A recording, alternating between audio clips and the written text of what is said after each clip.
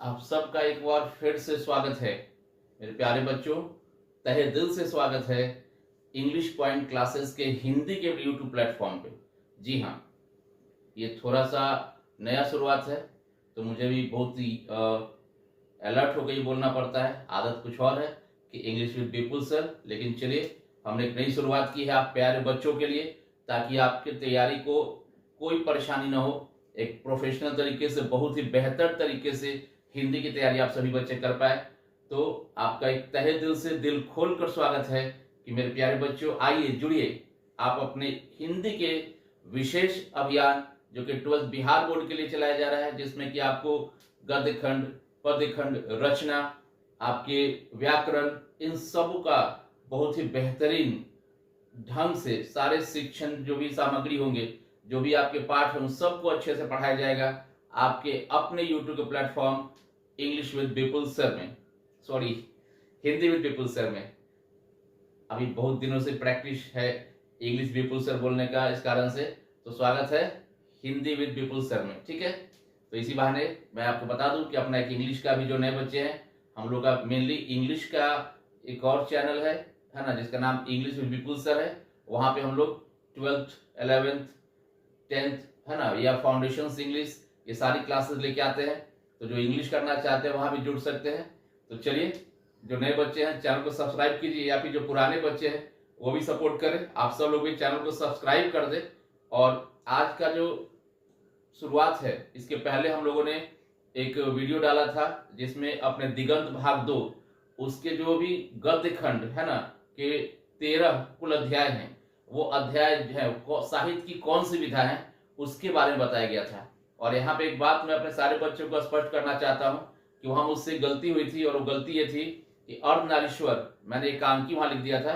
हालांकि तुरंत मैंने नीचे कमेंट बॉक्स में उसको सही कर दिया है, लेकिन हो सकता है कि बहुत सारे बच्चे कमेंट बॉक्स के ऊपर ना जाए, सीधे वो वीडियो देखे और अपने शिक्षक पर विश्वास करके उसी को याद कर ले। तो प्यारे बच्चों, अगर आपने वो वीडियो देखा है तो यहाँ भी जरूर देख रहे होंगे, तो याद रखिएगा अर्धनारीश्वर क्या है। अर्धनारीश्वर एक निबंध है, तो अच्छे से याद रखना है अर्धनारीश्वर क्या है, एक निबंध है। अब आज की जो बात करें, आज के इस लेक्चर की, आज के इस व्याख्यान की बात करें, तो मेरे प्यारे बच्चों हम लोग अपने दिगंत भाग 2 के गद्य खंड की शुरुआत कर रहे हैं। और घबराना नहीं है, बिल्कुल समय से सब कुछ हो जाएगा। तो गद्य खंड की शुरुआत कर रहे हैं, और आप सब जानते हैं कि गद्य खंड का जो पहला अध्याय है उसका नाम है बातचीत, है ना। बातचीत बड़ा ही महत्वपूर्ण अध्याय है, बहुत ही महत्वपूर्ण है। हमारे व्यवहारिक जीवन में इसका उपयोग है, हमारे परीक्षा में इसका सवाल आने वाला है। तो इसी अध्याय को लेकर हम लोग शुरुआत कर रहे हैं हमारे पाठ 1 की। तो चलिए, पाठ शुरू करने से पहले हम ये जान लें कि बातचीत जो है एक प्रकार का निबंध है। क्या है? निबंध है। देखिए, हिंदी विषय है, हम सबका जो बोलचाल का भाषा है वो हिंदी, हम जो बातचीत करते हैं वो हिंदी है। और सबसे अच्छी बात की अध्याय का नाम भी क्या है? हिंदी है। तो सब बड़ा अच्छा तालमेल है, बड़ा अच्छा संयोग है। तो बहुत ध्यान से सुनिए, क्योंकि ये आपकी अपनी भाषा है, इसमें आपको विशेष परेशान होने की आवश्यकता नहीं है। अगर आपने ध्यान से सुन लिया तो आप बहुत अच्छा नंबर लेके आएंगे हिंदी में, जो आपके सपने को 450 प्लस या 400 प्लस जो भी आपका टारगेट है उसको पूरा करने में बहुत मदद करेगा। तो बातचीत जो है एक निबंध है, और इसके निबंधकार हैं बालकृष्ण भट्ट, है ना। बालकृष्ण भट्ट जी इसके निबंधकार हैं। तो आज का जो ये वीडियो है, इसमें हम लोग बातचीत निबंध को शुरू करने से पहले उस शख्सियत के बारे में जानेंगे, बालकृष्ण भट्ट जी के बारे में जानेंगे, जिन्होंने इस निबंध की बहुत ही खूबसूरती के साथ रचना की है, व्यवहारिक जीवन की बातों को बताया है, बातचीत के महत्व को बताया है कि बातचीत का आखिर क्या महत्व है, बातचीत करने का सही तरीका क्या है, बातचीत करने का उद्देश्य क्या होना चाहिए। इन सारी बातों को उन्होंने इसमें चर्चा किया है। लेकिन उससे पहले उस शख्सियत के बारे में, उसके जीवन के बारे में जानेंगे, यानी कि शुद्ध हिंदी में बोले तो उस लेखक के, उस निबंधकार के जीवन परिचय, संक्षिप्त जीवन परिचय की चर्चा करेंगे, ताकि हमें बालकृष्ण भट्ट जी के बारे में कुछ आधिकारिक रूप से जो पुष्टि किया हुआ जो बात है वो हम जान सके। और याद रखिए, हम लोग यहाँ पे कुछ आलतू फालतू बहुत ज्यादा बात उनके बारे में नहीं करेंगे। मैंने सीधा सीधा कहा है कि वो बातें, वो तथ्य हम सब डिस्कस करेंगे, चर्चा करेंगे जो आधिकारिक रूप से पुष्टि की है और हमारे पुस्तक में दी हुई है। बाहर का बहुत ज्यादा यहाँ से वहां से हम लोग कलेक्ट करके लेकर नहीं आएंगे, ताकि दिखने वाले भाई बहुत अच्छा पढ़ा रहे, बहुत ज्यादा पढ़ा रहे। और बालकृष्ण भट्ट के बारे में जो भी कुछ संकलन हम लोग के पास है, हमारे पाठ्य पुस्तक से हम लोगों ने संकलित किया है, उसके बारे में भी आपको बताएंगे। लेकिन बता दूं कि बाल कृष्ण भट्ट जी के बारे में ये संक्षिप्त परिचय होगा, क्योंकि मैंने कहा कि वो साहित्य की एक बहुत ही महान हस्ती है, यूं कहें कि साहित्य के एक आधार स्तंभ है ना। उनके बिना उन्होंने साहित्य को एक नया जीवन दिया, है ना। आलोचकों की श्रेणी में वो सबसे अग्रगण्य स्थान पे आते हैं। उन्होंने हिंदी साहित्य को एक नया ऊर्जा प्रदान किया, साहित्य को एक माध्यम बनाया समाज के सामने कि उससे लोग जान सके, है ना, भाषा को स्पष्ट कर सके। मतलब उनका मानना था कि साहित्य लोग की समझ में आनी चाहिए। ये नहीं कि आपने बहुत भारी भरकम वर्ड्स लिख दिया तो आप बहुत विद्वान है, नहीं। उनका मानना था कि साहित्य जीवन के शैली को सुधारने का भाषा है, और आप साहित्य की भाषा को ही कठिन कर दोगे तो लोग को समझ में क्या आएगा। तो उन्होंने, याद रखिएगा, बालकृष्ण भट्ट जी ने हिंदी साहित्य को एक बहुत ही मजबूत स्थिति प्रदान की, इसलिए उनको स्तंभकार कहा जाता है, स्तंभ कहा जाता है। तो चलिए बिना देर किए शुरू करते हैं बालकृष्ण भट्ट के बारे में उनके जीवन की संक्षिप्त परिचय। हालांकि इनके बारे में बात करना, इनके बारे में बताना सूर्य को दीपक दिखाने के समान है, फिर भी हम लोग को अपने परीक्षा के उद्देश्य से जो भी जानकारी चाहिए इस वीडियो में पूरी आपको मिलेगी। तो जुड़े रहिए वीडियो में और स्किप नहीं कीजिएगा, क्योंकि एक भी महत्वपूर्ण जानकारी आपको एग्जाम में आपके लक्ष्य से दूर कर सकती है। तो चलिए देखिए, पहला चीज क्या है बातचीत। बालकृष्ण भट्ट जी इसके रचनाकार है। सिंपल भाषा में बात करें तो क्या है, बातचीत जो रचना है इसके रचनाकार कौन है, बालकृष्ण भट्ट जी हैं। ठीक है, अब इनके बारे में कुछ परिचय देख ले। देखिए, सबसे लिखा है कि इनका पूरा नाम क्या था, तो इनका पूरा नाम था पंडित बालकृष्ण भट्ट। याद रखना है कि भट्ट जी का जो पूरा नाम था वो क्या था, पंडित बालकृष्ण भट्ट था। और इनका जो जन्म है 3 जून या 23 जून, है ना, देखिए दो दिया हुआ, 1844 को हुआ था। अब बच्चे परेशान हो जाते हैं कि सर 3 जून और 23 जून दिया हुआ है, 1844 तो ठीक है ना, 1844 दिया तो फिक्स है, लेकिन 3 जून और 23 जून, तो सर अगर परीक्षा में आएगा तो हम क्या लिखेंगे, या फिर ऐसे भी हम क्या याद करेंगे। तो देखिए, हमारे पाठ्य पुस्तक में ये जो तारीख है ये दिया हुआ है 23 जून, लेकिन बहुत सारे उस वक्त के अखबार में, है ना, अखबार में, समाचार पत्रों में 3 जून दिया हुआ था। तो बहुत ज्यादा आधिकारिक किसी का पुष्टि नहीं है, तो इसी कारण से हमारे बुक में जो है 23 जून, आप इसी को याद कीजिएगा, ये जान के रखना है। हो सकता है परीक्षा में 3 जून ही दे दे, 23 जून का ऑप्शन न दे। हालांकि बुक में 23 जून है, इसलिए हम 23 जून को ही ज्यादा एक्यूरेट और सही मान के याद करेंगे। तो इनका जन्म 3 जून या फिर 23 जून 1844 को हुआ था, लेकिन हमारे पाठ्य पुस्तक के अनुसार यही हुआ था। ठीक है, इनकी मृत्यु कब हुई, तो 20 जुलाई 1914 को। तो हमने 3 बातों को चर्चा में समझा कि इनका पूरा नाम क्या है, बालकृष्ण भट्ट। दूसरा, इनका जन्म कब हुआ, तो 3 जून या 23 जून, पाठ्य पुस्तक के अनुसार 23 जून 1844 को। देन इनकी मृत्यु कब हुई, 20 जुलाई 1914 को। तीनों पॉइंट क्लियर। नंबर 4 है कि ब्राह्मण परिवार से संबंध। अब सवाल आपसे पूछ सकता है कि बालकृष्ण भट्ट का संबंध किस परिवार से था, कैसे परिवार से वो संबंध रखते थे। तो याद रखिएगा, बालकृष्ण भट्ट ब्राह्मण परिवार से संबंध रखते थे। ठीक है, ब्राह्मण परिवार से। देन इनका जन्म स्थान और देखो निवास स्थान, 5 और 6 समझिएगा, जन्म स्थान और निवास स्थान। तो जन्म स्थान और निवास स्थान से आपको परेशान नहीं होना है, क्योंकि इनका दोनों एक ही था। इन्होंने अपने जीवन के, कह सकते हैं कि पूरा समय उसी जगह पे गुजारा, यानी कि प्रयागराज जो अभी वर्तमान में है उसी जगह पे गुजारा था। तो याद रखिएगा, इनका जन्म स्थान इलाहाबाद है, वर्तमान में क्या है, प्रयागराज, जो कि उत्तर प्रदेश में है। गाना सुनते हैं, प्रयागराज है ना, जहां आप लोग गए थे अपना वो स्नान करने के लिए, जो बहुत ही एक अच्छा मुहूर्त हुआ था। और इनका निवास स्थान भी क्या हुआ, इलाहाबाद, वर्तमान में प्रयागराज, उत्तर प्रदेश। तो अगर पूछे निवास स्थान या फिर जन्म स्थान, तो दोनों का जवाब सेम है, क्योंकि इन्होंने अपने जीवन के पूरे काल को, है ना, प्रयागराज इलाहाबाद में ही रहकर गुजारा था। ठीक है, तो इसको याद रखें, जन्म स्थान या फिर निवास स्थान दोनों सेम है, प्रयागराज इलाहाबाद। अब आते हैं इनके माता पिता के बारे में, थोड़ी सी जानकारी हम लोग को जो चाहिए उसके बारे में। इनकी माता जी जो थी उनका नाम था पार्वती देवी। क्या नाम था उनकी माता का, पार्वती देवी। और इनकी माता जी एक सुसंस्कृत महिला थी। देखिए, सुसंस्कृत महिला ऑब्जेक्टिव इंपॉर्टेंट है, याद रखिएगा। इनकी माता का नाम क्या था, पार्वती देवी, और इनकी माता क्या थी, एक सुसंस्कृत महिला थी।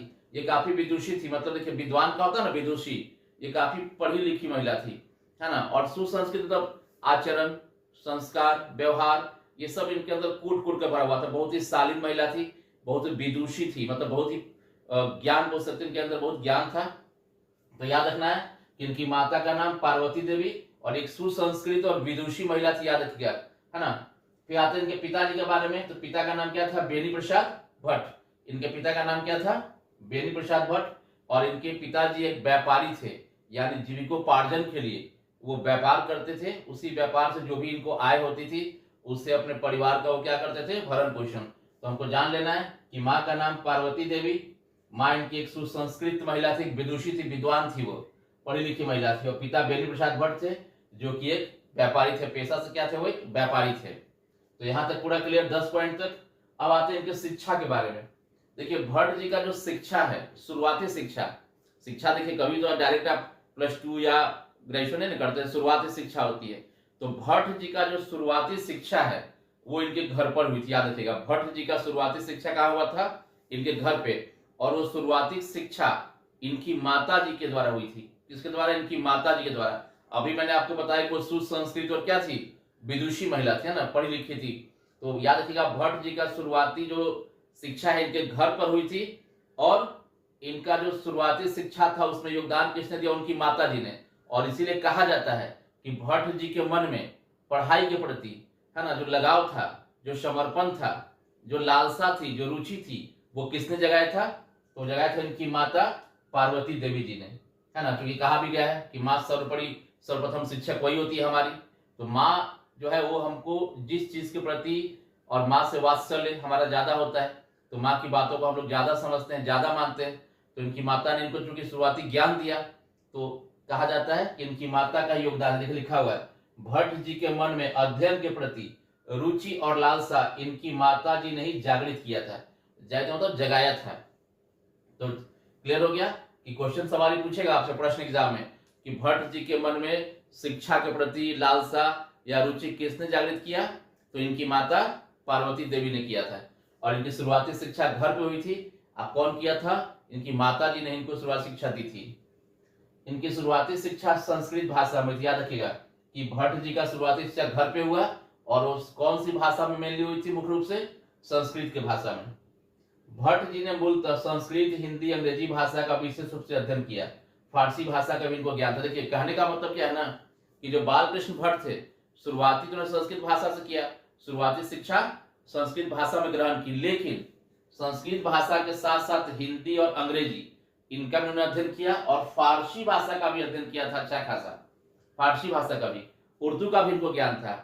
और कुछ कुछ जो सोर्सेज हैं, है ना, उनका कहना है कि इनको बांग्ला भाषा का भी अच्छा खासा ज्ञान था। तो याद रखिएगा मुख्य रूप से हिंदी, संस्कृत, अंग्रेजी, साथ में फारसी का भी ज्ञान था, उर्दू भी जानते थे। और कुछ रिसोर्सेज का ये मानना है कि बालकृष्ण भट्ट को बांग्ला भाषा का भी नॉलेज था। तो आप याद रखेंगे हिंदी, संस्कृत, अंग्रेजी, फारसी, उर्दू और बांग्ला। लेकिन बांग्ला के बारे में बहुत ज्यादा आधिकारिक पुष्टि नहीं है, इसलिए उसके ऊपर हम लोग बहुत ध्यान नहीं देंगे। लेकिन फिर भी जब पढ़ रहे हैं तो थोड़ा सा जानकारी तो रखना ही चाहिए। और उसके बाद शुरुआती शिक्षा अपनी माता जी के संरक्षण में घर पर, देखिए क्या है ना, माता जी के संरक्षण में, मैंने क्या बोला अभी कि इनको शुरुआती कौन दिया था? इनकी माता जी ने दिया था। तो माता जी के संरक्षण का मतलब क्या? देखभाल। देखिए संरक्षण जो वर्ड है इसका मतलब क्या होता है? देखभाल। याद रखिएगा संरक्षण शब्द का मतलब होता है देखभाल। तो अपनी माता जी के देखभाल उन्होंने घर पे अपनी पूरी शिक्षा, जो शुरुआती शिक्षा थी, उसको पूरा किया था। क्लियर हो गया? तो 1 से लेके 10, और 10 में मैंने 1 2 3 4, मतलब बात करें तो, अगर हम बात करें तो 13 पॉइंट 14 पॉइंट का हम लोगों ने अभी चर्चा किया इनके बारे में। और आगे अभी इनके बारे में हम लोग जानेंगे कि इन्होंने अपने 10th की परीक्षा कहाँ से पास की, है ना, उसके बाद इनका क्या जो जीवन में आगे इनका क्या, इन्होंने क्या क्या किया, हिंदी साहित्य में क्या योगदान दिया, वो सारा इस वीडियो में कवर करेंगे, ताकि बालकृष्ण भट्ट के बारे में जो भी संभव तथ्य है वो हम लोग के सामने आ सके। एक बार फटाफट आप यहाँ देख लीजिए, और यहाँ पे कोई दिक्कत हो तो बताइए। फिलहाल एक बार देख लीजिए फटाफट इसको जल्दी से।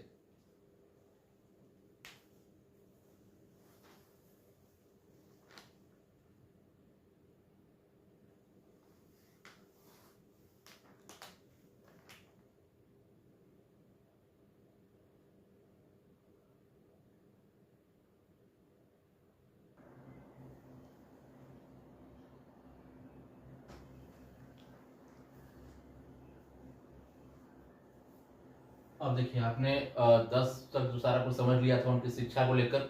अब बढ़ते हैं आगे। पॉइंट नंबर जो 11 है 11वां उनके बारे में, बहुत खास पॉइंट है। इसको देखिए बहुत अच्छे तरीके से समझाऊंगा मैं क्या है।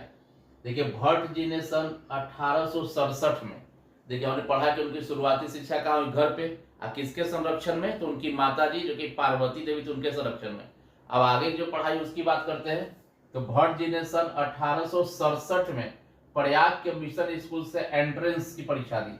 अब देखिए आप जो एंट्रेंस वर्ड है ना, इसको बहुत से लोग क्या समझ रहे हैं ना कि भट्ट जी जो है 1867 में मिशन स्कूल में दाखिला लेने के लिए परीक्षा दिए थे। ऐसा बिल्कुल नहीं, याद रखिएगा। एंट्रेंस क्यों नाम है ये, 10वीं जो भी लोग बोलते हैं मैट्रिकुलेशन, मैट्रिक, तो ये एंट्रेंस क्यों समझिए। यहाँ पे बहुत सारे बच्चे मिसगाइड हैं कि वो क्या समझ रहे हैं, इसको हम हटा दें यहाँ पे थोड़ा देर के लिए, 10वीं को हटा दें, तो लोग क्या समझ रहे हैं कि 1867 में भट्ट जी जो है ना मिशन स्कूल में नामांकन के लिए परीक्षा दी थी। एंट्रेंस पता नामांकन, तो ये गलत कॉन्सेप्ट है, इसको दिमाग से निकाल दीजिए। यहाँ पे एंट्रेंस का मतलब 10वीं की परीक्षा दिए थे। तो याद रखिएगा भट्ट जी ने 10वीं की परीक्षा, एंट्रेंस की परीक्षा 1867 में दी थी। और कहां से दी थी, मिशन स्कूल से। कहां से दी थी, मिशन स्कूल। अब कुछ बच्चे बोले सर इसको एंट्रेंस क्यों कहा गया, सीधा सीधा 10वीं क्यों नहीं कह दिया। तो मैं आपको बता दूं एक चीज, देखिए 19वीं शताब्दी के आसपास में है ना, जब ब्रिटिश काल चल रहा था उस वक्त, तो उस वक्त जो है आपको याद रखना है कि जो 10वीं की बोर्ड थी, जिसको लोग मैट्रिकुलेशन कहते हैं, बोर्ड कहते हैं, उसको एंट्रेंस ही कहा जाता था। क्यों, क्योंकि एक तरीका से ये 10वीं की बोर्ड का जो नंबर था वही आधार माना क्या, कॉलेज में प्रवेश का, एंट्रेंस का। इसीलिए उस वक्त 10वीं को एंट्रेंस कहा जाता था। इसको ध्यान रखिएगा। यहाँ एंट्रेंस का मतलब ये मत समझना कि मिशन स्कूल में प्रवेश का कोई परीक्षा दे रहे थे, ये क्लियर कट याद रखिएगा, है ना। तो याद रखना है कि भट्ट जी ने 1867 में प्रयाग के मिशन स्कूल से एंट्रेंस यानी कि 10वीं की परीक्षा दी, वहां से उन्होंने उसको पास किया, ठीक है। अब देखिए थोड़ा सा इनके बारे में और जानकारी है क्या, कि 19वीं शताब्दी से संबंध है। पूछ सकता है आपसे कि भट्ट जी का संबंध, बालकृष्ण भट्ट जी का संबंध कौन से शताब्दी से है, तो 19वीं शताब्दी से है। देन वापस युग, ये किस युग के लेखक हैं, तो भारतेंदु युग। युग पूछेगा तो क्या बोलेंगे, भारतेंदु। अब काल पूछा तो बोलेगा आधुनिक काल। इसमें बहुत कंफ्यूजन है, याद रखिए। बालकृष्ण भट्ट आधुनिक काल से संबंध रखते हैं, किससे, आधुनिक काल। और अगर पूछेगा उनका संबंध कौन से युग से है, तो बताना है कि बालकृष्ण भट्ट का संबंध भारतेंदु युग से है ना। भारतेंदु युग से संबंध है क्योंकि बालकृष्ण भट्ट अपने पूरे जीवन काल में अगर सबसे ज्यादा प्रभावित थे किससे, किसी भी जो अपने व्यक्तित्व है, वो थे कौन, भारतेंदु हरिश्चंद्र। तो याद रखिएगा, ये भी सवाल आपको याद रखना है कि बालकृष्ण भट्ट सबसे ज्यादा प्रभावित किससे थे, तो किससे प्रभावित थे वो, भारतेंदु हरिश्चंद्र से। और वो उन्हीं की प्रभाव से, है ना, उन्हीं के संपर्क में आने से इनमें और निखार आया, ये ध्यान रखिएगा। तो युग अगर पूछेगा तो भारतेंदु, और काल पूछेगा तो आधुनिक। अब बात करते हैं उनके स्वभाव का, उनका व्यवहार कैसा था। तो याद रखिए बालकृष्ण भट्ट का स्वभाव थोड़ा उग्र था। उग्र का मतलब गुस्सैल, याद रखिएगा, उग्र का मतलब गुस्सैल, खाली रटना नहीं है, शब्दार्थ भी समझिएगा, ठीक है ना। तो बालकृष्ण भट्ट का जो स्वभाव था क्या था, उग्र था, थोड़ा सा गुस्सैल स्वभाव के थे। और मुख्य रूप से बालकृष्ण भट्ट निबंधकार होने के साथ साथ पत्रकार थे। कई जगह गद्यकार भी दिया रहता है, तो रचनाकार कहते हैं, गद्यकार कहते हैं, लेकिन आपको मेन रूप से जो याद रखना है, मुख्य रूप से जो याद रखना है कि मुख्य रूप से निबंधकार और क्या थे, पत्रकार थे। तो याद रखना है कि बालकृष्ण भट्ट मुख्य रूप से निबंधकार और क्या थे, पत्रकार थे। रचनाकार भी कहा, रचना करते रचनाकार ही होंगे, गद्यकार। अब वृत्ति की बात करते, कि वृत्ति, वृत्ति का मतलब होता है पेशा। क्या होता है, पेशा ही नहीं खाली कर वृत्ति वृत्ति वृत्ति। वृत्ति का कौन सा शब्दार्थ पूछ दे कि वृत्ति का क्या मतलब होता है, या वृत्ति के बदले आपको परीक्षा में पेशा शब्द दे दे। देखिए पेशा का मतलब क्या, पैसा कमाने के लिए, है ना। तो देखिए आप पेशा, कोई काम क्यों करते हैं, जीविका चलाने के लिए। तो पढ़ाई लिखाई तो हो गया, शताब्दी हो गया, उनका स्वभाव के बारे मालूम पड़ गया, माता पिता मालूम पड़ गया। लेकिन जैसे से बड़े हुए तो हर इंसान को अपना वृत्ति के लिए, है ना, पेशा करना पड़ता है कुछ ना कुछ, किसके लिए, अपनी जीविका के लिए। तो इनका वृत्ति का बात करें, इनका पेशा का बात करें, क्या क्या काम किए। सर्वप्रथम प्रयाग के मिशन स्कूल, देखिए वही स्कूल जहां से उन्होंने क्या किया था, 10वीं की परीक्षा पास की थी, कब, 1867 में। तो सर्वप्रथम प्रयाग के मिशन स्कूल में अध्यापन कार्य किया। तो याद रखिएगा, क्वेश्चन पूछ सकता है कि भट्ट जी ने अपने जीवन में जो सबसे शुरुआती दौर में जो अध्यापन का कार्य किया, पढ़ाने का काम किया, कहां पे किया, तो मिशन स्कूल में। कब से कब, तो 1869 1869 से 1875 में, इसको याद रखना है। उसके बाद देखिए 1885 में प्रयाग के सीएवी स्कूल में संस्कृत का अध्यापन किया। तो याद रखना, देखिए पहला मिशन स्कूल में पढ़ा है, अध्यापन किया मतलब पढ़ाना, देखिए अध्ययन, पढ़ना, अध्यापन, पढ़ाना। तो यहाँ पे कब से कब पढ़ा है मिशन स्कूल में? 1869 से 1875 तक। उसके बाद 1885 में प्रयाग के ही सीएवी है ना स्कूल में संस्कृत का अध्यापन किए, कब? 1885 में। उसके बाद फिर 1888 में प्रयाग की कायस्थ पाठशाला इंटर कॉलेज, 1888 के 69 से 75, 1885 और फिर 1888, 85 में सीएवी स्कूल में संस्कृत का अध्यापन किए, पढ़ाए। और फिर 1888 में कहा गया प्रयाग वही जगह सबसे महत्वपूर्ण, देखिए थोड़ा पहले बात किए थे ना उनका निवास स्थान, तो अपने जीवन का लगभग पूरा काल प्रयागराज में, जहाँ पे उनका जन्म स्थल था प्रयाग उत्तर प्रदेश, इलाहाबाद जो कहते हैं हम लोग पुराना नाम, वहीं पे गुजार दिए थे। तो उन्होंने वहां पे कायस्थ पाठशाला इंटर कॉलेज में अध्यापक नियुक्त हुए, लेकिन अपने उग्र स्वभाव के कारण नौकरी छोड़नी पड़ी। अब सवाल ये पूछ सकता है कि कायस्थ जो पाठशाला इंटर कॉलेज था वहां से उनको नौकरी क्यों छोड़ना पड़ा? दे देगा ऑप्शन में कि किसी को पीटे थे, चोरी किए थे, और भी लड़ाई हो गया था, जो भी हुए। तो सीधा सा सवाल क्या है, उनका उग्र स्वभाव, उनके गुस्सैल स्वभाव, उनके उग्र स्वभाव के कारण भट्ट जी को जो नौकरी मिला था कहाँ पे? कायस्थ पाठशाला इंटर कॉलेज में प्रयाग में, उसको छोड़ना पड़ा। और वही नौकरी उनका एक अंतिम नौकरी हो गया। उस नौकरी को छोड़ने के बाद वो पूर्ण रूप से देखिए लेखन कार्य पर निर्भर हो गए। अब देखिए उनका रुचि था साहित्य में, तो घूम फिर कर वहां पर उनको पहुंचना था, कोई ना कोई माध्यम चाहिए था, तो उनका उग्र स्वभाव उनके लिए वो माध्यम बन गया। तो अपना उग्र स्वभाव अगर नहीं होता तो नौकरी नहीं छोड़ते, तो शायद आज बालकृष्ण भट्ट के बारे में हम ना पढ़ा रहे होते ना पढ़ रहे होते, है ना। तो वक्त जो है ना बाद में मालूम पड़ता है कि भैया मेरे साथ ये अच्छा हुआ, है ना। वर्तमान क्या लगता है कि सब गड़बड़ हो गया, क्यों ऐसा हो गया, लेकिन जब समय गुजरता है तब मालूम पड़ता है भाई हमारे साथ सही हुआ, प्रभु ने हमारे लिए कुछ अलग सोच के रखा हुआ था। अब देखिए नोट एक चीज दिया हुआ है यहाँ पे नीचे कि पिता की मृत्यु, जैसा कि आप जानते हैं उनके पिता एक व्यापारी थे, तो पिता की मृत्यु के पश्चात घर में गृह कलह का सामना करना पड़ा। देखिए हुआ क्या, क्योंकि जब पिता की मृत्यु हो गई ना, तो अब उनके ऊपर क्या आया प्रेशर कि भाई आपको दबाव आया, प्रेशर है क्या कि आपको अब अपने पिता का व्यापार को संभालना है। अब यहाँ तो मन रमा हुआ था साहित्य में, साहित्य रचना, साहित्य के प्रति उनका झुकाव था, लगाव था, तो कहाँ वो चलने वाला, इसको लेकर थोड़ा सा गृह क्लेश हुआ, घर में थोड़ा सा है ना एक बोल सकते हैं मनमुटाव हुआ, गृह क्लेश हुआ। तो याद रखिएगा क्वेश्चन पूछ सकता है कि पिता की मृत्यु के बाद घर का परिस्थिति क्या था, तो घर में गृह क्लेश हुआ। अब किस लिए? व्यापार को लेकर, व्यापार को संभालने को लेकर। लेकिन इनका तो मन था पूरा साहित्य पर, तो घर को छोड़ के निकल गए और साहित्य के प्रति एकदम समर्पित होगा और पूर्ण रूप से एकदम अच्छे समर्पित होगा।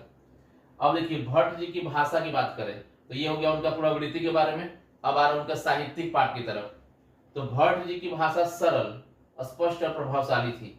देखिए उनका मानना था क्या ना कि साहित्य समाज को एक संदेश देता है।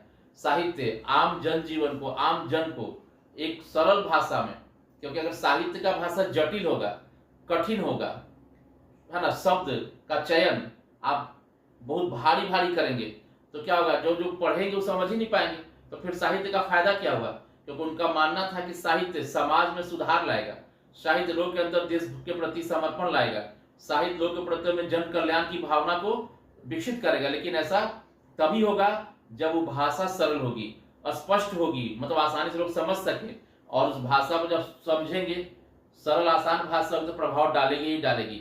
इसलिए हम लोग कहते हैं कि बालकृष्ण भट्ट का जो साहित्य का रचना था उसके द्वारा उन्होंने क्या किया था, देखिए समाज सुधार और देशभक्ति की भावना को व्यक्त किया था। तो याद रखिए उनकी भाषा कैसी थी, सरल, स्पष्ट और प्रभावशाली, और भट्ट जी ने अपनी रचनाओं से समाज सुधार और देशभक्ति की भावना को व्यक्त किया है। तो यहां तक क्लियर हो गया। तो चलिए बढ़ते हैं पॉइंट नंबर 18 की तरफ। एक बार देख लीजिए अच्छे से।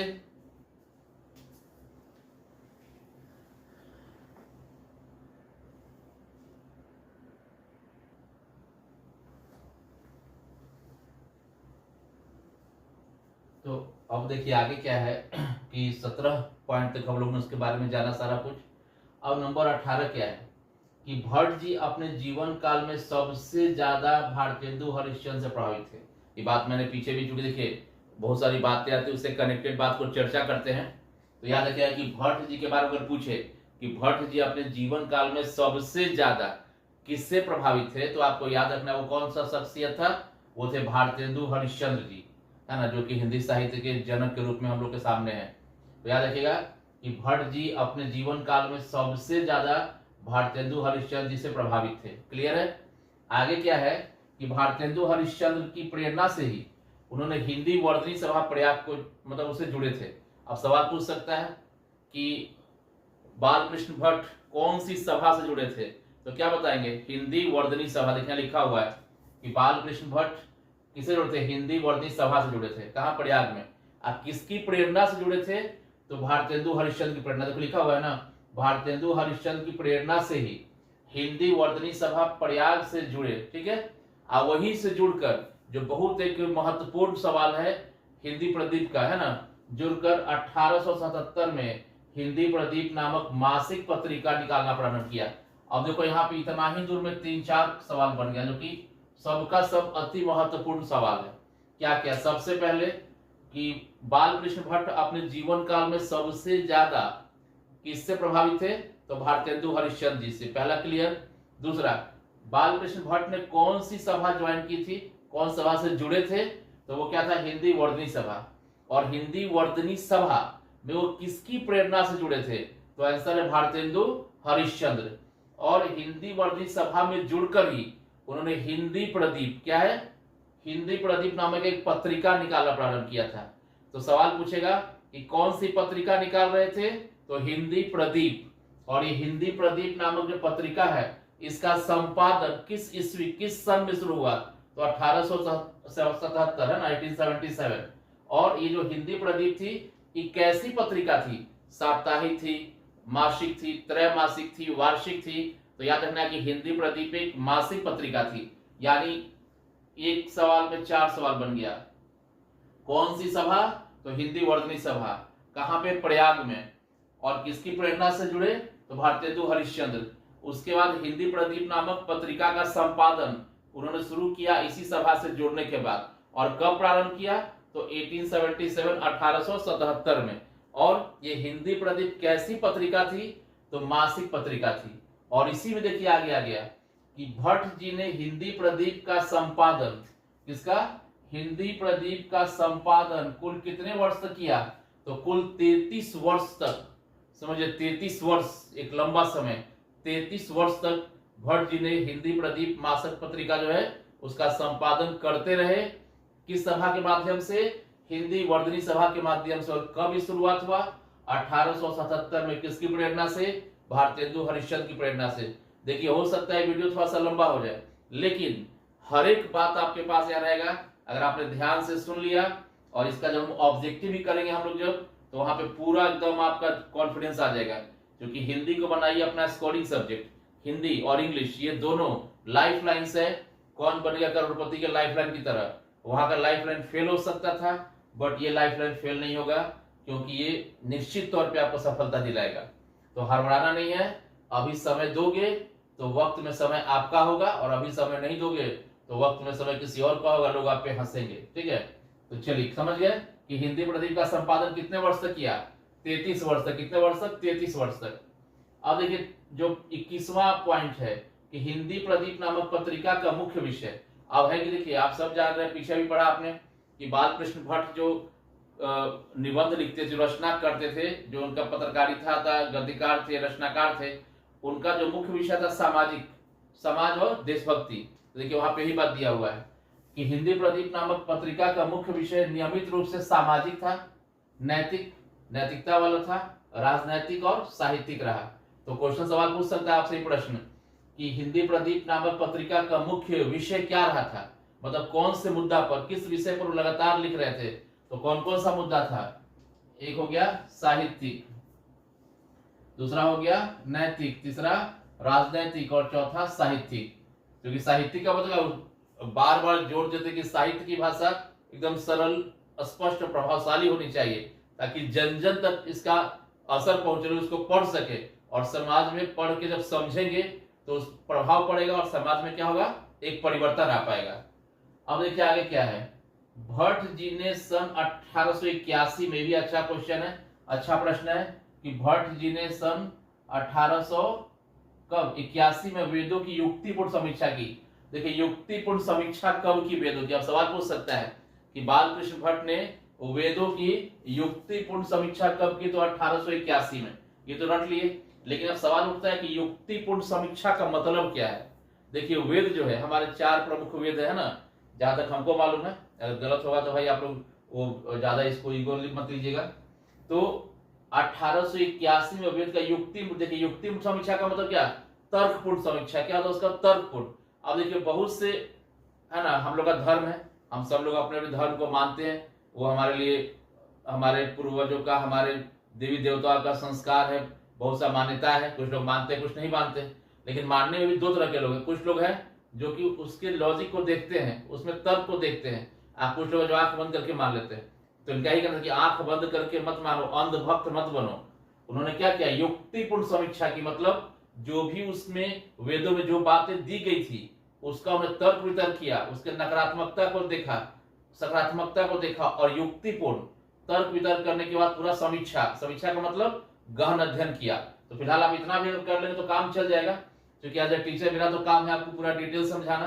तो क्या है, भट्ट जी ने क्वेश्चन पूछेगा वेदों की युक्तिपूर्ण समीक्षा कब की?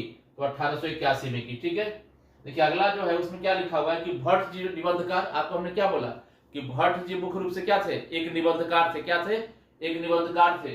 तो भट्ट जी ने अपने जीवन काल में 1000 के आसपास, कितना? 1000 के आसपास निबंधों की रचना की, और उस 1000 में से लगभग 100 से थोड़ा ज्यादा है ना, उतना निबंध क्या था? बहुत ही महत्वपूर्ण था, अति महत्वपूर्ण विषयों पे था, जिसको कि काफी ज्यादा प्रसिद्धि मिली। तो याद रखना है, अगर सवाल पूछे कि भट्ट जी ने निबंध, जो है निबंधकार थे, कुल कितने निबंध को लिखा? तो 1000 के आसपास निबंधों को लिखा, और उन 1000 निबंध में से 100 से ऊपर, मतलब 125, 150, क्योंकि एग्जैक्ट फिगर नहीं दिया है, तो 100 से ऊपर मतलब 101 का 102 तो होगा नहीं, 125, 150 के आसपास मान सकते हैं, 125 से 130, 40 के आसपास है ना। तो हम लोग लिखेंगे 100 से ऊपर ही जो दिया है बुक में।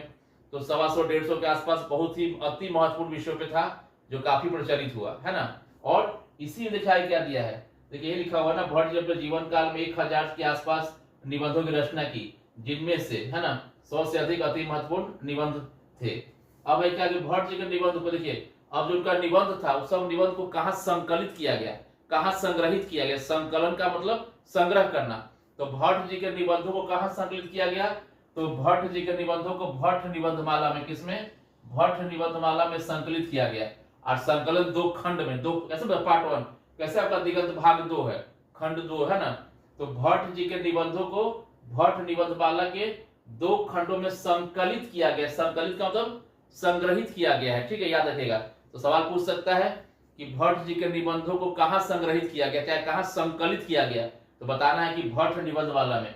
इसी में दूसरा पूछ कितने खंड में? तो 2 खंड में, 2 पार्ट में इनको क्या किया गया है ना, संकलित किया गया, संग्रहित किया गया है।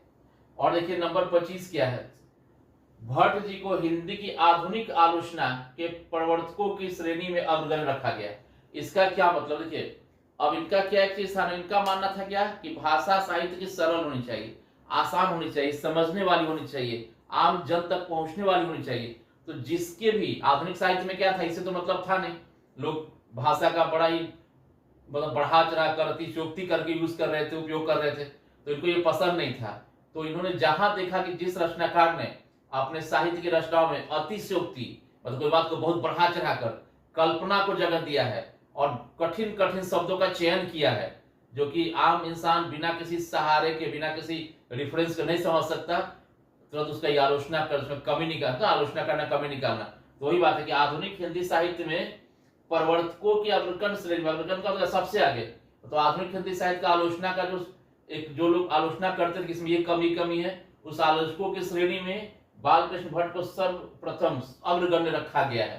तो याद रखिए आलोचक भी थे पढ़ाई, और किसका आलोचना करते थे? याद रखिएगा आधुनिक हिंदी का। किसका? हिंदी की आधुनिक आलोचना है ना। तो याद रखिएगा बालकृष्ण भट्ट आलोचक की श्रेणी में अग्रगण्य, सबसे आगे है। और ये आलोचना किसका करते थे? आधुनिक हिंदी का। और क्यों करते थे? जब उनको लगती थी कि इस साहित्य का, इस रचना का भाषा क्या है? अतिशयोक्ति, यानी कि बहुत बढ़ा चढ़ाकर पेश किया गया है, कल्पना बहुत ज्यादा है। तू कहे तो चांद सितारा तोड़ के ला दो, कह दे एकदम मुंह बना खड़ा हो जाएगा, कि कहाँ से आप चांद सितारा ले रहे आओगे, नहीं ना ला सकते हो। तो कहे तो हम जान दे देंगे, जान देना खुद जाना, तो मुंह बनाएगा जैसे मजाक कर रहे थे। तो अतिशयोक्ति, यही हुआ अतिशयोक्ति। ऊपर से क्या है, अब कोई कोई सब सोच रहा कि हम ही को कर रहे हैं, किसी नहीं कर रहे भाई। और क्या दूसरा चीज कि अगर भाषा जटिल होती थी तो सबका वो आलोचना करके मना करते थे। तो मुझे लगता है कि यहाँ तक सब क्लियर हो गया। तो चलिए 25 बिंदु इनके बारे में जान लिए। अब आगे बढ़ते हैं जो अपना नंबर 26 है उसकी तरफ। तो एक बार आप देख लीजिए, कहीं कोई परेशानी लग रहा हो तो कमेंट जरूर कीजिएगा, क्योंकि देखिए शुरुआत है, हो सकता है बहुत बेहतर मैं नहीं कर पाऊं, लेकिन अपनी तरफ से मैंने पूरी कोशिश की है कि हर एक बिंदु को समझाऊं और जहां तक हो सके आपके लिए चीजों को बिल्कुल आसान करके लाऊं। क्योंकि एक बच्चा शिक्षा के पास आता है उन चीजों को आसान तरीका से समझने के लिए, और मैं परिपूर्ण तो नहीं हूं, लेकिन फिर भी कोशिश कर रहा हूं कि आप बच्चों को ज्यादा से ज्यादा आसान भाषा में समझा सको। तो चलिए बढ़ते हैं अपने पॉइंट नंबर 26 की तरफ।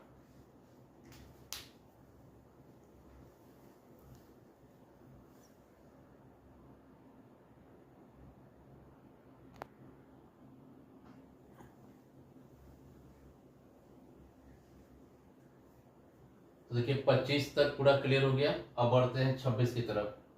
देखिए क्या है, भट्ट जी ने सन 1886 में, अब देखिए अभी आपने थोड़ा पहले पढ़ा था ना कि उनको हिंदी जो आलोचना था, हिंदी साहित्य का आलोचना, उसके आलोचकों की श्रेणी में अग्रतर है ना, सबसे अग्रगण्य श्रेणी में रखा गया है। तो देखिए उन्होंने क्या, उनका बड़ा एक जो बहुत ज्यादा आलोचना किया था, कठोर आलोचना, उसके बारे में हम चर्चा करेंगे। देखिए क्या लिखा हुआ है, भट्ट जी ने सन 1886 में लाला श्रीनिवास दास द्वारा रचित संयोगिता स्वयंवर की कठोर आलोचना की थी। अब देखिए इसी एक पॉइंट में 3-4 सवाल बन जाएगा, ध्यान से सुनिएगा, समझिएगा। हर कुछ लिखा नहीं होता, आपको समझना भी होता है। सबसे पहला पूछ सकता है कि बाल कृष्ण भट्ट ने, है ना, किस रचना का, कौन सी रचना का कठोर आलोचना किया था, कठोर आलोचना किया था। तो क्या नाम है, संयोगिता स्वयंवर, संयोगिता स्वयंवर। दूसरा पूछ सकता है कि भट्ट जी ने संयोगिता स्वयंवर की कठोर आलोचना किस ईस्वी में की, कब की, तो 1886 में की। तीसरा पूछ सकता है कि संयोगिता स्वयंवर किसकी रचना है, तो लाला श्रीनिवास दास की रचना है। यहां तक तो बात क्लियर है। 1886 लाला श्रीनिवास दास, संयोगिता स्वयंवर, और इसका आलोचना किसने किया था, भट्ट जी ने। ठीक है, अब इसका कठोर आलोचना क्यों की थी, इस बात को सुन लीजिए, उसका 2 नंबर में क्वेश्चन आ जाए। तो याद रखना है कि भट्ट जी ने संयोगिता स्वयंवर, जो कि लाला श्रीनिवास दास जी की रचना है, उसकी कठोर आलोचना की थी 1886 में, इसलिए क्योंकि उनको ऐसा लगा था कि इस रचना में अतिशयोक्ति, है ना, अतिशयोक्ति मतलब बात को बहुत बढ़ा चढ़ाकर पेश किया गया है, कठोर शब्दों का चयन हुआ है, और कल्पना, काल्पनिकता बहुत ज्यादा है। तो याद रखिए 3 कारण, अतिशयोक्ति, है ना, कठिन शब्दों का चयन और काल्पनिकता, ये 3 चीज थे जिसके चलते उन्होंने क्या कहते हैं, इसका कठोर आलोचना किया। क्यों, क्योंकि उनका मानना था कि साहित्य, देखिए यहां दिया हुआ एक चीज पॉइंट लिखे हैं, देखिए भट्ट जी के अनुसार साहित्य जन समूह के चित्त मन के विकास का समार्थ है। भट्ट जी क्या मानते हैं कि साहित्य जो है ना, जन समूह यानी कि आम जो लोग है, आम जो जनता है के चित्त मतलब मन के विकास, उनका डेवलपमेंट का क्या है, संवाहक का एक माध्यम है। और अगर आपकी भाषा कठिन है, कल्पना बहुत ज्यादा है, अतिशयोक्ति का बहुत प्रयोग किया, फिर कहाँ वो एक छाप छोड़ पाएगा, कहाँ एक वास्तविकता नजर आएगा, कल्पना है। अब कैसे आप देखते हो मूवी, है ना, धूम मचा ले धूम, कहाँ से कहाँ बाइकें से उड़ जाता है, उपहार से उपहार कूद जाता है, तो क्या उसका प्रभाव पड़ता है, हम लोगों पर नहीं प्रभाव पड़ता है, अगर पड़ता भी तो नकारात्मक प्रभाव पड़ता है। तो वही बात है, कल्पना नहीं, है ना, वास्तविकता चाहिए था उनको। अगला है क्या है कि अपने जीवन के अंतिम समय में, देखिए जब बाल कृष्ण भट्ट अपने जीवन के अंतिम चरण में थे, अंतिम दौर में थे, तो हिंदी शब्दकोश की रचना के लिए काशी से श्याम सुंदर, देखिए है ना, काशी से कौन, श्याम सुंदर दास, किस चीज के लिए, हिंदी शब्दकोश के रचना के लिए, है ना, उनको कहां बुलाए थे, काशी। लेकिन व्यवहार अच्छा न होने कारण उनसे अलग हो गए। तो सवाल पूछ सकता है कि बाल कृष्ण भट्ट जब गए थे काशी श्याम सुंदर दास के बुलावे पे, किसके लिए, हिंदी शब्दकोश के संपादन के लिए, तो उनसे अलग क्यों हो गए, तो उनका व्यवहार अच्छा नहीं होने के कारण। या फिर पूछ सकता है कि जीवन के अंतिम दौर में बाल कृष्ण भट्ट कहाँ गए थे, तो काशी गए थे, किसके बुलाने पर, तो श्याम सुंदर दास के बुलाने पे। और श्याम सुंदर दास ने क्यों बुलाया था, तो हिंदी शब्दकोश नामक रचना के संपादन के लिए। क्लियर हो गया। देखिए फिर हमने पीछे पढ़ा था कि भट्ट जी की भाषा जो थी वो सामाजिकता को, नैतिकता को, पर ना हिंदी प्रदीप में उन्होंने सामाजिक विषय, नैतिक विषय, राजनीतिक विषय, साहित्यिक विषय के ऊपर निबंध को लिखा था। तो यहाँ पे देखिए क्या दिया भट्ट जी ने, हाँ भट्ट जी ने अपनी रचनाओं से आधुनिक हिंदी जागरण और राष्ट्रीय आंदोलन में अमिट छाप छोड़ी। मतलब जब राष्ट्रीय आंदोलन था, स्वतंत्रता का आंदोलन था, हिंदी नवजागरण था, उस वक्त इन्होंने अपनी रचना देखिए, हर कोई अपने तरीका से योगदान देता है ना। सैनिक जो है लड़ के योगदान देते हैं, अच्छे अच्छे जो रचनाकार है वो अपनी रचनाओं से लोग के अंदर जोश भरते हैं, सही संदेश देते हैं। तो याद रखिएगा कि हिंदी नवजागरण और राष्ट्रीय जो क्या था आपका आंदोलन, उसमें भट्ट जी ने अपनी रचनाओं से एक अमिट, एक न मिटने वाला काफी प्रभावशाली असर डाला था। उसके बाद है कि भट्ट जी ने हिंदी गद्य और पत्रकारिता के विकास में महत्वपूर्ण योगदान, याद रखिएगा क्वेश्चन पूछ सकता है कि भट्ट जी ने किस चीज के विकास में सबसे महत्वपूर्ण योगदान दिया, तो किसमें, गद्य और पत्रकारिता के विकास में सबसे ज्यादा महत्वपूर्ण योगदान दिया। आगे है, ये तो अभी बता ही दिया, भट्ट जी के अनुसार साहित्य जन समूह के चित्त के विकास का संवाहक है।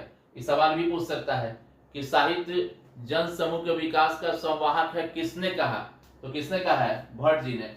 या फिर 2 नंबर का आ सकता है व्याख्या करने के लिए। तो देखिए जन समूह के चित्त के विकास का संवाहक, संवाहक का मतलब क्या है, एक माध्यम, संवाहक का मतलब क्या है, माध्यम। यानी भट्ट जी का ही मानना था ना कि साहित्य जो है ना वो ऐसा होना चाहिए कि जिसको पढ़कर आम जन समूह, आम लोग, जनमानस, उनका चित्त, उनका मन प्रभावित हो और उस प्रभाव से उनके मन का क्या हो, विकास हो। इसलिए बोलते थे कि साहित्य उनका एक माध्यम है आम लोगों के, जन समूह का मन के विकास को करने का। और जब उनका विकास होगा तो समाज का होगा, समाज का होगा तो देश का विकास होगा, देश तरक्की करेगा। आगे कि आधुनिक हिंदी साहित्य का जनक किसको कहा गया है, याद रखिएगा आधुनिक हिंदी साहित्य का जनक कहा गया है भारतेंदु हरिश्चंद्र को। किसको कहा गया है, भारतेंदु हरिश्चंद्र को। देन आगे है कि आचार्य रामचंद्र शुक्ल ने निबंधकार के रूप में भट्ट जी को अंग्रेजी साहित्य के एडिशन स्टील्स की श्रेणी में रखा है। तो ये सवाल पूछ सकता है कि किसने बालकृष्ण भट्ट को एडिशन और स्टील की श्रेणी में रखा, तो आचार्य रामचंद्र शुक्ल ने। या फिर भी पूछ सकता है कि आचार्य रामचंद्र शुक्ल ने भट्ट जी को किस किस श्रेणी में रखा है, तो एडिशन और स्टील की श्रेणी में रखा है। क्लियर है।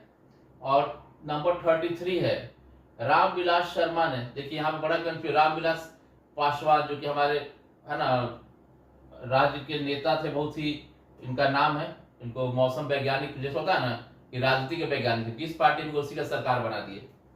तो रामविलास शर्मा ने भट्ट जी को आधुनिक, है ना वो रामविलास पासवान थे, आप लोग बात कैसा करें रामविलास शर्मा का। तो रामविलास शर्मा ने भट्ट जी को आधुनिक हिंदी आलोचना का जन्मदाता कहा है।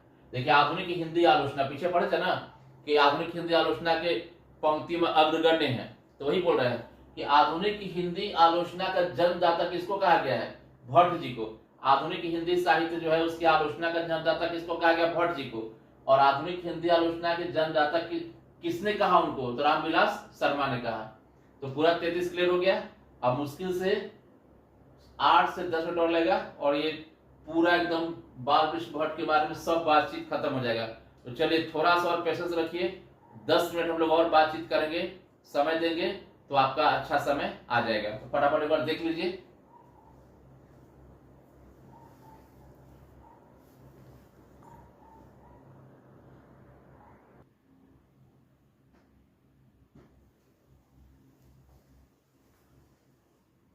तो अब हम लोग इस वीडियो के लगभग अंत में आ चुके हैं, समापन की ओर बढ़ रहे हैं। तो थोड़ा देर और, अब देखिए क्या है इसमें कि अब हम इनकी रचनाओं के ऊपर आ रहे हैं। इनका लगभग सारा सूचना इनके बारे में आधारित जो भी था हम लोग के पास वो सब हम लोग ने चर्चा कर लिया है। अब देखिए क्या है नंबर 34 जो है, भट्ट जी ने निम्न विषयों पर काफी रचनाएं की है। सवाल पूछ सकते हैं कि भट्ट जी का जो निबंध का मुद्दा था, जो रचना का मुद्दा था, मुख्यतः किस विषय पर ज्यादा रचना करते थे। तो क्या है, बाल विवाह पे, स्त्री शिक्षा पर, महिला स्वतंत्रता पे, राजा प्रजा, अंग्रेजी शिक्षा पे। तो याद रखना है कि भट्ट जी की जो ज्यादातर रचनाएं थी वो बाल विवाह, स्त्री शिक्षा, नारी स्वतंत्रता, राजा प्रजा और अंग्रेजी शिक्षा के ऊपर आधारित थी, इसको याद रखिएगा। अब देखिए उनकी रचनाओं के ऊपर आते हैं। तो रचना तो उन्होंने 3-4 तरह का किया मेनली। एक तो उपन्यास का रचना किया है ना, देखिए उपन्यास किसका रचना किया, उपन्यास। देन प्रहसन का रचना किया, फिर नाटक और निबंध का तो हम बता ही चुके पीछे कि 1000 से भी ज्यादा निबंध या 1000 के आसपास निबंध का रचना किया, जिसमें से 100 के आसपास, 100 से थोड़ा ऊपर काफी महत्वपूर्ण था। तो देखिए उनका रचना में सबसे बड़ा उपन्यास का बात करें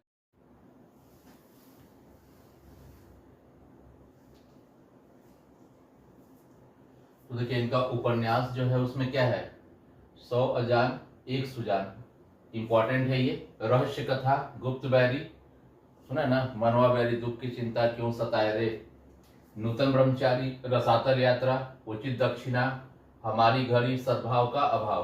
तो ये इनके रचनाओं में उपन्यास, कुछ मेन उपन्यास है। प्रहसन, देखिए अब बच्चे याद कर लेते खाली प्रहसन प्रहसन, लेकिन प्रहसन है क्या, तो देखिए लिखा हुआ है हास्य प्रधान साहित्य विधा, है ना, हास्य प्रधान, हंसी मजाक वाला। देखिए इसके बारे में मैंने डिटेल यहाँ पे दे दिया है। जैसे मैंने वादा किया था कि आपके मन में कोई सवाल आए ना आए, अगर मुझे लगा कि आपको जानना चाहिए तो मैं जरूर बताऊंगा। देखिए प्रहसन क्या है, एक प्रकार का हास्य से भरा हुआ नाटक है। मतलब प्रहसन एक तरह का नाटक है जिसमें हंसी है, बहुत ज्यादा हास्य है, हंसी है। इसमें मनोरंजन व हंसी मजाक के माध्यम से, क्योंकि देखिए नाम ही इसका हंसी मजाक, हास्य, हास्य वाला, तो मनोरंजन और हंसी मजाक के माध्यम से सामाजिक बुराई या किसी व्यक्ति विशेष की बुराई, कमी को क्या किया जाता है, उसकी आलोचना की जाती है।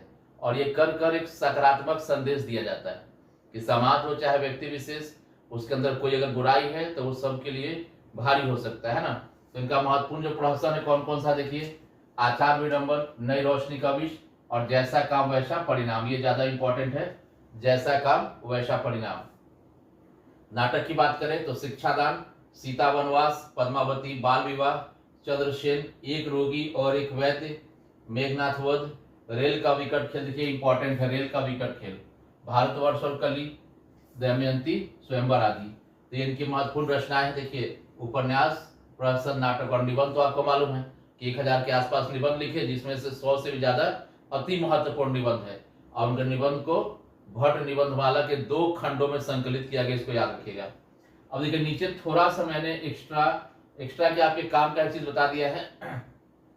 जैसे आपने पढ़ा कि बाल कृष्ण भट्ट कौन से युग के हैं, भारतेंदु युग के, तो देखिए लिखा हुआ है भारतेंदु युग के पश्चात द्विवेदी युग आया। क्या आया, भारतेंदु युग के पश्चात क्या आया, द्विवेदी युग।